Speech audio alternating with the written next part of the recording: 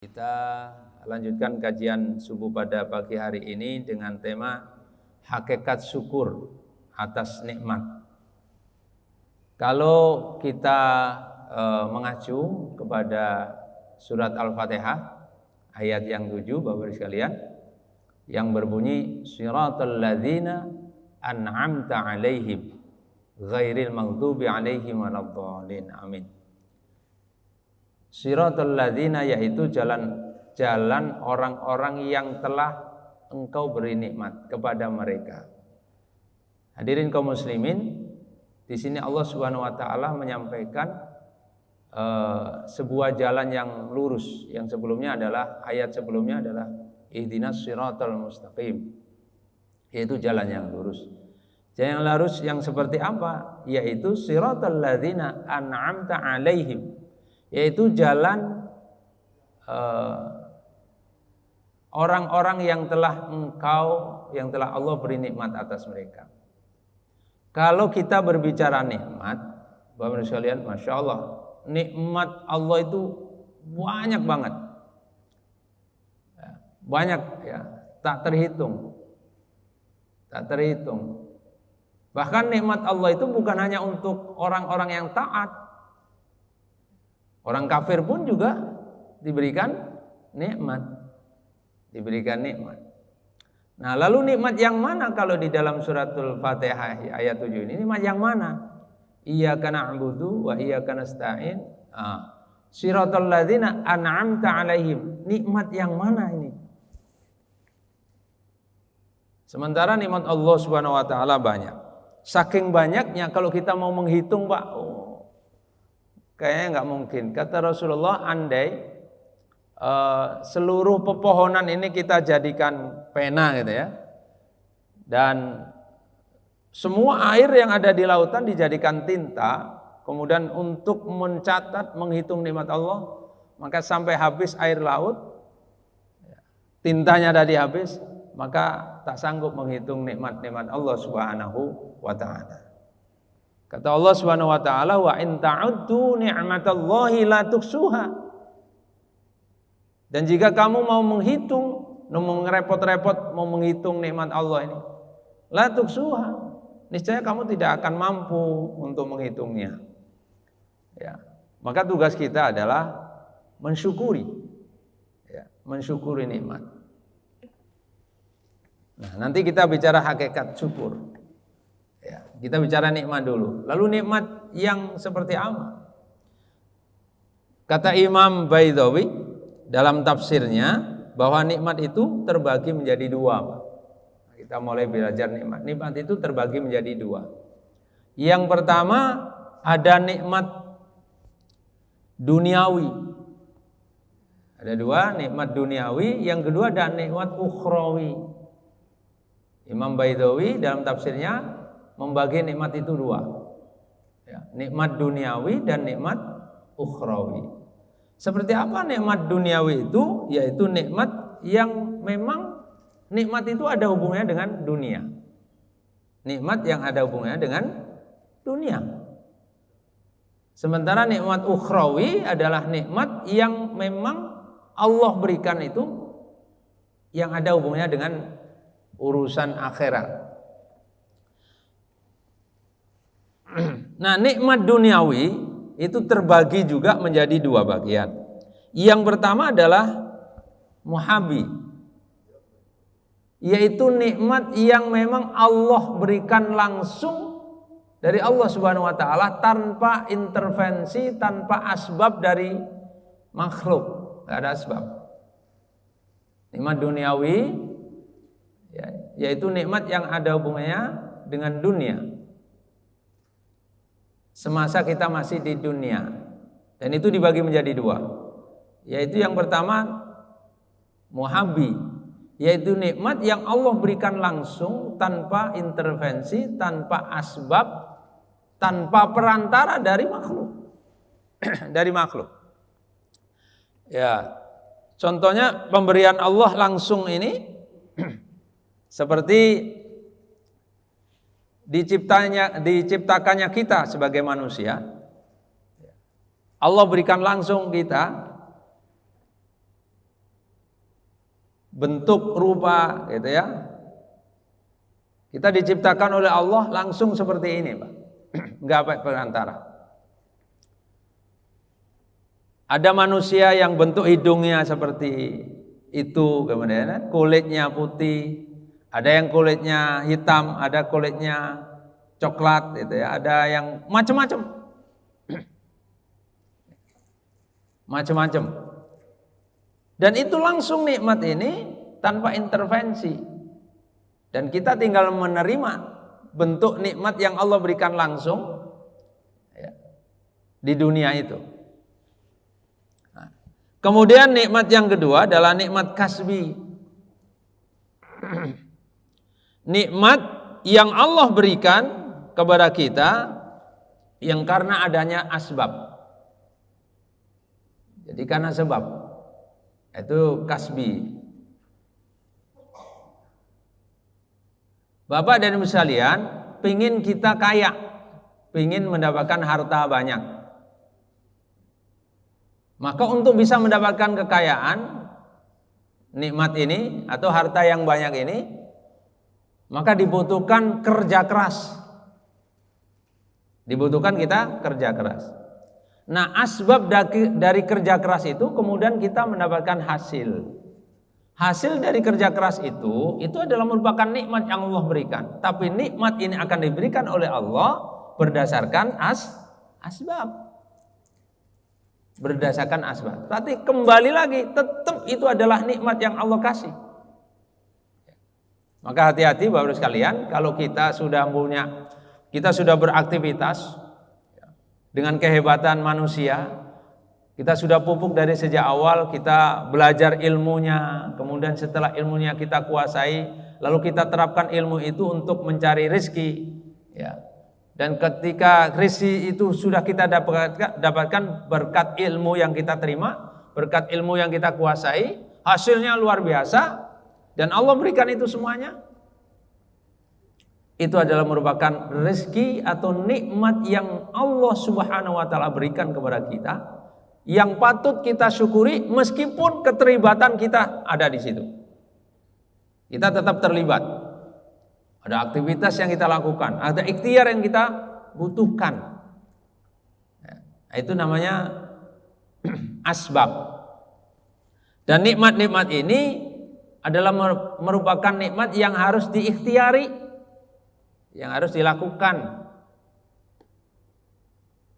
Dan yang paling utama, ketika mendapatkan itu semuanya wajib kita syukuri, karena bagaimanapun juga itu adalah nikmat yang Allah berikan. Cuma nikmat ini berbentuk kasbi, nikmat yang Allah sengaja sediakan, tapi memang harus ada ikhtiar, harus ada asbab. Banyak sekali nikmat-nikmat yang bisa dijadikan contoh berkat asbab itu. Pengen punya kekuasaan, pengen jadi pemimpin di negeri ini misalnya gitu ya, maka ini nikmat kasbi. Untuk bisa mendapatkan itu semuanya harus kita lakukan, harus kita ikhtiar gitu. Dan banyak sekali nikmat-nikmat yang memang semuanya itu melibatkan kita sebagai makhluk untuk bisa mendapatkan itu. Tapi hakikat dari nikmat itu semuanya datangnya dari Allah Subhanahu wa ta'ala yang patut dan wajib kita syukuri. Jangan sampai kemudian merasa kita hebat, merasa kita yang melakukan, kemudian kita lupa dengan hakikat pemberi rezeki, hakikat pemberi nikmat. Sampai akhirnya terjadi dicontohkan oleh Allah seperti Qarun misalnya, seperti Sa'labah di zaman Rasulullah SAW. Setelah diberikan kenikmatan hasil dari jerih payahnya, maka kemudian menganggap itu semuanya adalah karena asbab, karena kehebatannya. Nah, ini sombong nih.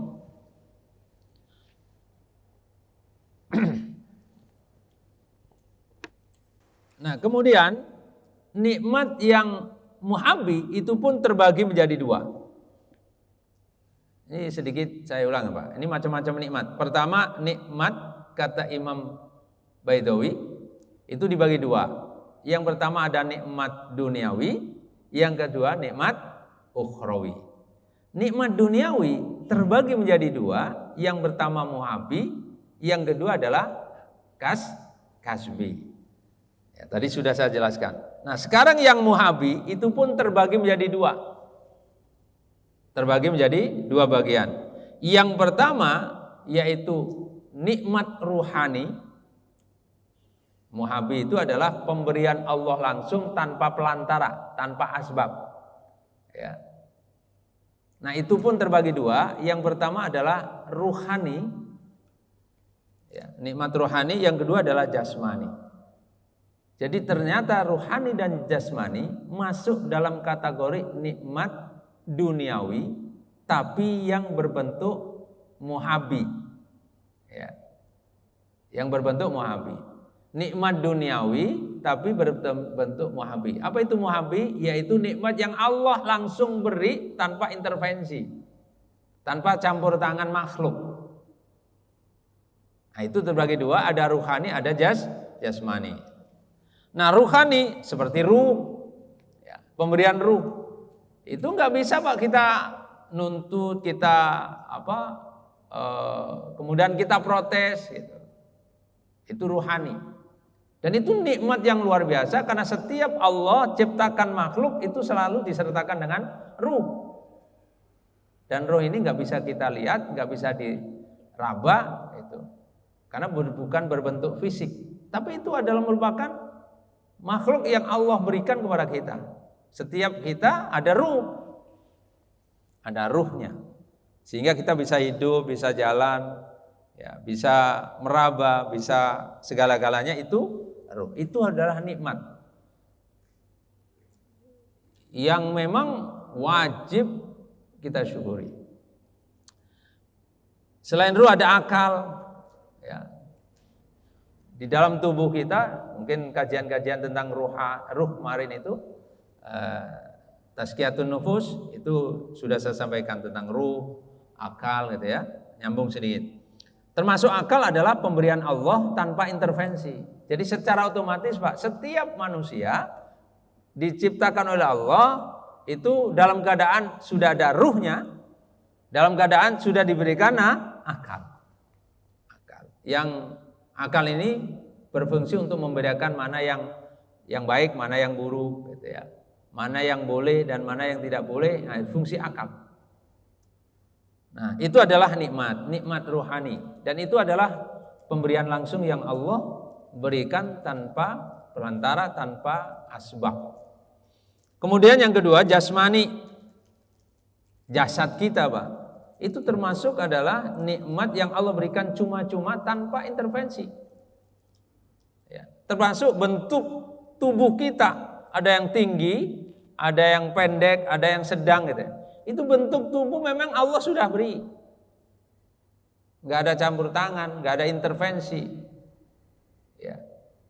Jasmani kita, hidungnya ada yang mancung, ada yang pesek, rambutnya hitam, ada yang lurus, ada yang keriting, ada yang ikal, ya, dan macam-macam. Dari mulai rambut, kemudian mata, hidung, semua sampai ujung kaki, itu adalah pemberian nikmat yang Allah berikan kepada kita sebagai bentuk nikmat yang tanpa intervensi campur tangan asbab dari makhluk.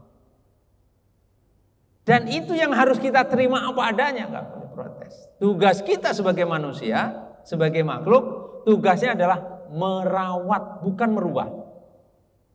Tugasnya adalah merawat. Jadi kalau ada nikmat yang Allah berikan cuma-cuma tanpa intervensi dari kita nggak boleh Pak melakukan aktivitas untuk merubah semua itu. Dan tugas kita sebagai manusia, sebagai makhluk yang sudah berikan nikmat cuma-cuma itu, tugasnya adalah merawat. Dan itu sunnahnya, merawat. Makanya Rasulullah SAW itu ada satu kitab ya Pak yang memberikan pelajaran itu untuk merawat semua aktivitas nikmat yang diberikan oleh Allah, dari mulai merawat rambut, ya, merawat jenggot itu, merawat Pak.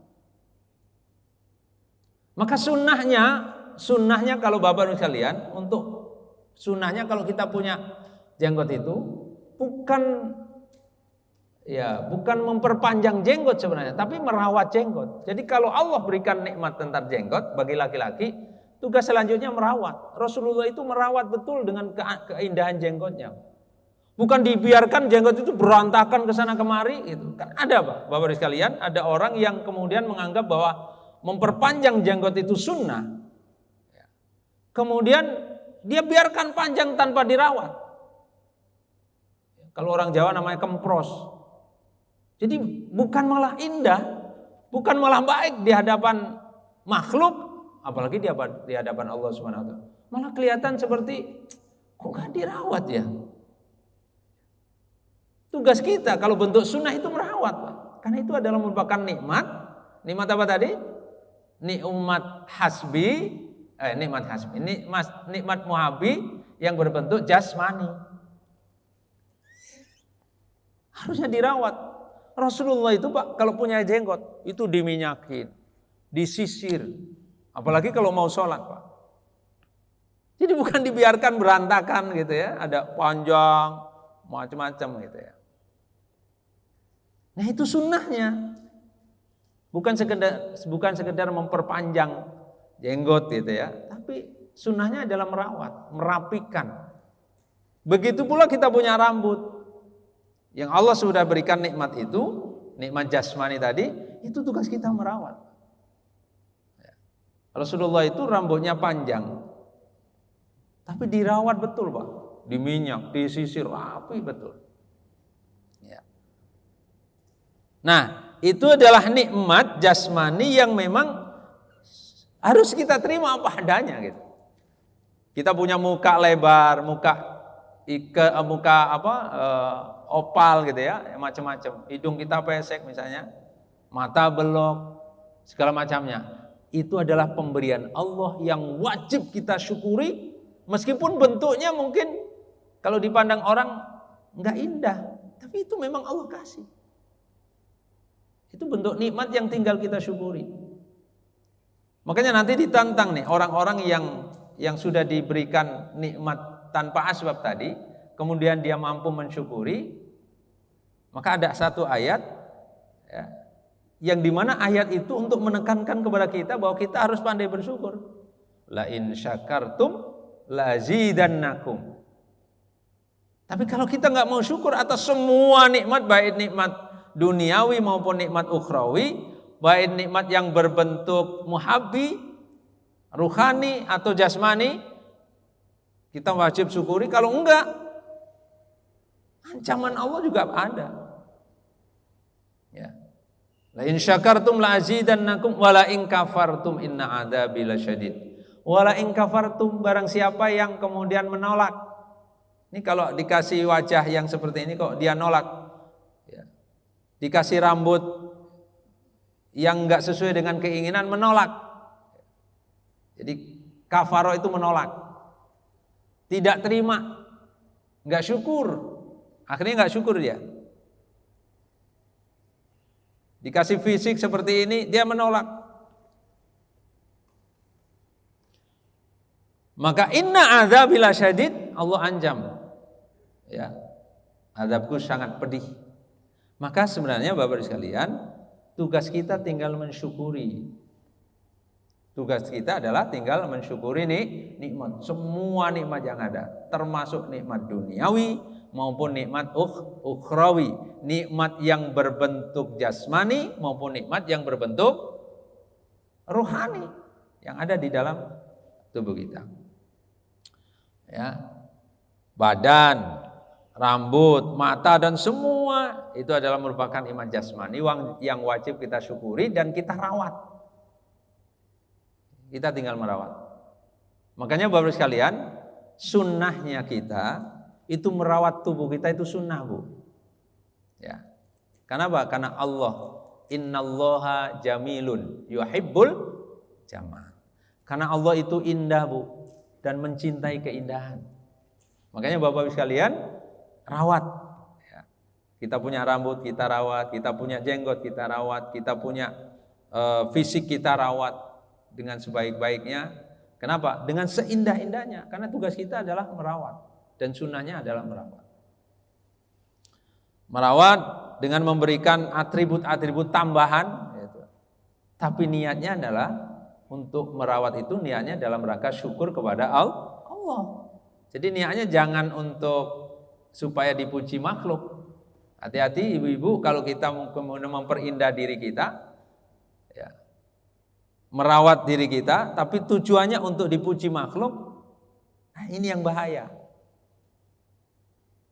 Tapi kalau para wanita memperindah merawat dirinya, tujuannya adalah agar dipuji Allah dan menyenangkan suami, maka itu mendapatkan pahala yang luar biasa.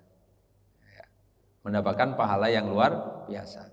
Tugas kita, bentuk syukur kita adalah merawat yang ada. Karena hukum merawat itu adalah sunnah. Maka sebenarnya sunnah dari semua fisik jasmani itu adalah merawat, Pak. Itu sunnahnya. Bukan sekedar memelihara, ya, bukan sekedar membiarkan. Jadi kita punya rambut dibiarkan sampai panjang tapi nggak dirawat, dia nggak sunnah. Kita punya jenggot panjang gitu, tapi nggak dirawat, nggak sunnah. Karena sunnahnya itu merawat, bukan sekedar memanjangkan. Kemudian yang kasbi, nikmat yang kedua adalah nikmat kasbi. Yang kasbi itu adalah yaitu nikmat yang Allah beri nikmat melalui usaha, melalui ikhtiar, melalui campur tangan kita. Tapi itu nikmat yang Allah sudah sediakan. Contoh rezeki, Pak. Allah itu sudah siapkan rezeki. Tapi ada rezeki yang Allah akan berikan ketika orang itu mau berbuat. Namanya ikhtiar. Maka hukum ikhtiar adalah wajib. Hukum ikhtiar adalah wajib.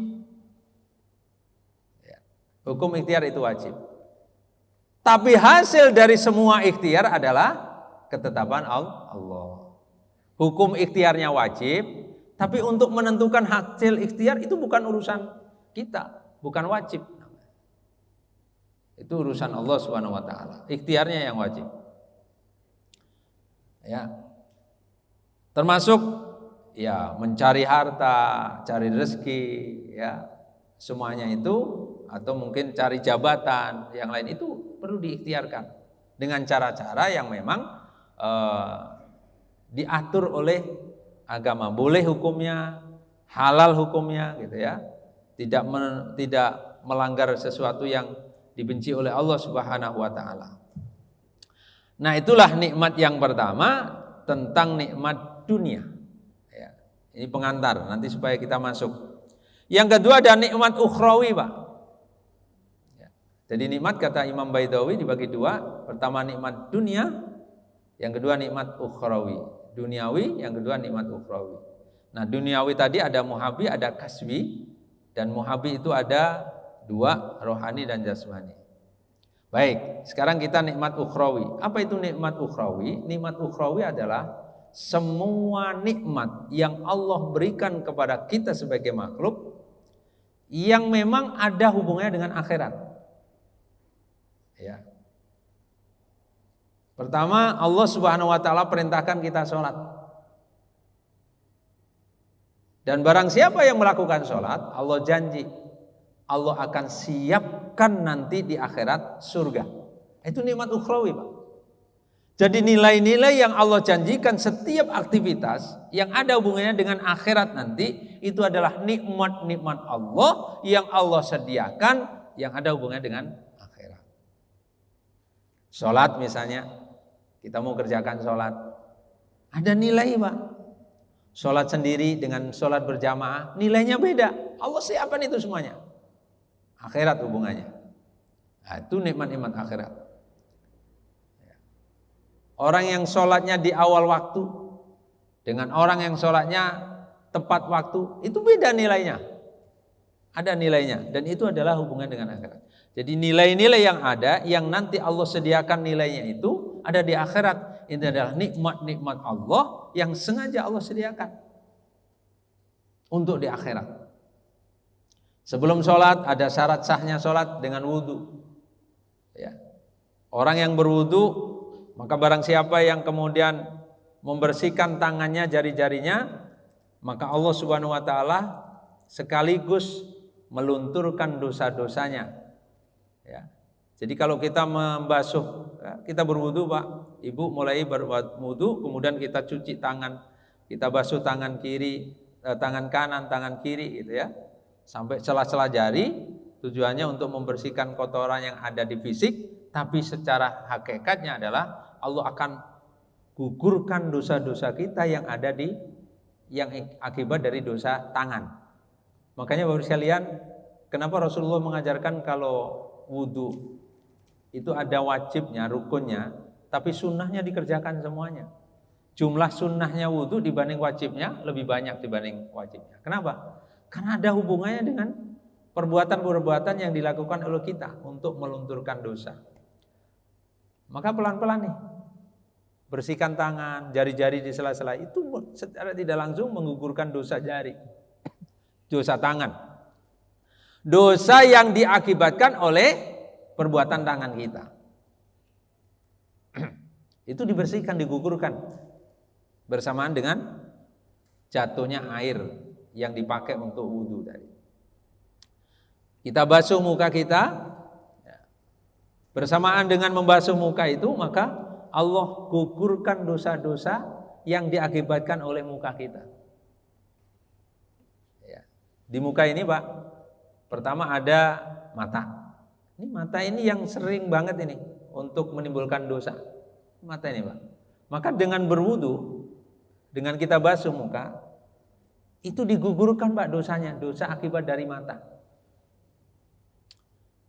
Makanya wudu yang benar itu akan membersihkan diri dari sekian macam dosanya. Oleh karena itu ada satu kisah, ya, salah seorang sahabat itu yang mendawamkan wudu. Salah seorang sahabat mendawamkan wudu, Pak. Setiap dia batal wudu, setiap dia batal wudu, setiap dia batal wudu. Apa keistimewaannya? Keistimewaannya Rasul pernah diperlihatkan oleh Allah Subhanahu wa taala, sendalnya, terompahnya itu sudah berada di surga, terdengar di surga. Padahal orangnya masih ada di dunia. Siapa dia? Bilal bin Rabah. Ya. Seorang budak yang dulunya sebelum masuk Islam, dia seorang budak dari Habsyi, dari Habasah, hitam kulitnya. Kalau dipandang kelihatannya nggak menyenangkan, Pak. Ya, nggak menyenangkan. Tapi itu ciptaan Allah. Allah muliakan dia ketika berjumpa dengan Rasul, kemudian dia masuk Islam, lalu Allah muliakan Bilal. Dan satu-satunya amalan Bilal yang istimewa, ya, dan itu Allah perlihatkan kepada Rasulullah SAW adalah tidak pernah dia lepas dari wudu. Dan setiap habis wudu selalu sholat sunnah syukur wudu. Ya. Istimewanya di mana? Kalau wudu kan sama aja Pak. Ternyata ada hubungannya. Setiap kita berwudu digugurkan semua dosa-dosanya. Dosa tangan kita digugurkan, dosa muka digugurkan, dosa mata gugur, dosa telinga kalau kita puasa juga digugurkan, dosa mulut kalau kita berkumur-kumur kita bersihkan itu digugurkan oleh Allah Subhanahu wa taala. Sampai akhirnya seluruh anggota wudu itu dibasuh, itu menggugurkan dosa, termasuk dosa kaki. Dan sesering itu kalau kita berwudu, setiap batal wudu, setiap batal wudu, setiap batal wudu, bukan karena ketika kita mau sholat baru wudu, maka bersihnya itu sudah tidak dilakukan lagi. Bukan sekedar bersih fisiknya, tapi bersih dari dosa-dosanya. Maka kemudian Allah berikan keistimewaan yang luar biasa buat Bilal. Ya. Dia sudah terdengar terompahnya ada di surga, meskipun dia masih ada di dunia. Kehebatannya itu. Nah itu Pak termasuk. Nah ini termasuk golongan nikmat ukhrawi. Nikmat yang Allah berikan kepada orang-orang yang memang mau mengerjakan sesuatu yang nilainya nanti akan diberikan di akhirat. Meskipun ada juga imbasnya di dunia. Karena kata Rasulullah SAW, sholat itu Pak, kalau benar sholatnya, itu berakibat bukan hanya di akhirat, tapi dunia juga. Maka kata Rasulullah SAW, barang siapa yang ingin diperbaiki ekonominya, maka perbaiki sholatnya. Barang siapa yang ingin diperbaiki ekonominya, kehidupannya, perbaiki sholatnya, Pak. Kuncinya ada di sholat. Maka sholat selain ada hubungannya nikmat akhirat yang pasti Allah berikan, tapi imbas di dunianya sudah ada. Jadi nilai pahala akibat dari sholat di dunia sudah ada, Pak, sudah diberikan. Apalagi di akhirat. Sholat, wudu, baca Quran, itu semuanya adalah nikmat-nikmat Allah yang sediakan untuk ukuran nikmat akhirat. Semua termasuk puasa, ya, kemarin haji, ya. Kemudian sedekah, zakat yang ada hubungannya dengan itu. Semua itu adalah merupakan nikmat yang ada di akhirat. Nah, dalam pemberiannya nikmat itu dibagi lagi menjadi 3. Dalam pemberiannya, pola pemberian Allah Subhanahu wa taala terhadap nikmat dibagi 3. Yang pertama, Allah Subhanahu wa taala memberikan nikmat itu langsung dari Allah Subhanahu wa taala, ya, tanpa perantara. Tadi yang sedikit saya singgung, termasuk penciptaan kita itu langsung Allah. Penciptaan kita, bentuknya seperti apa, ini apa, itu penciptaan Allah. Ya, itu adalah nikmat yang langsung Allah berikan tanpa perantara. Yang kedua, pemberian dari Allah, nikmat berbentuk nikmat melalui perantara. Ya, contoh kita lahir. Kita lahir itu merupakan nikmat, Pak. Kita lahir di dunia itu pakai perantara, pakai asbab. Apa perantaranya kita bisa lahir di dunia? Perantaranya adalah disebabkan karena ayah dan ibu kita.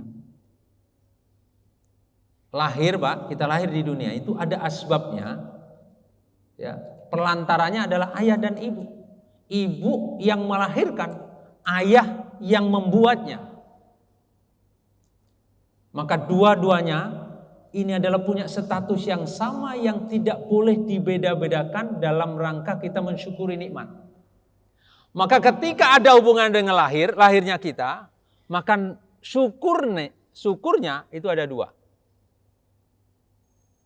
Syukur terhadap kelahiran kita, Bu, ada 2. Kita wajib syukur kepada yang menciptakan kita langsung, Allah Subhanahu wa taala, dan kita wajib syukur terhadap yang melantarkan kita hidup di dunia, lahir di dunia.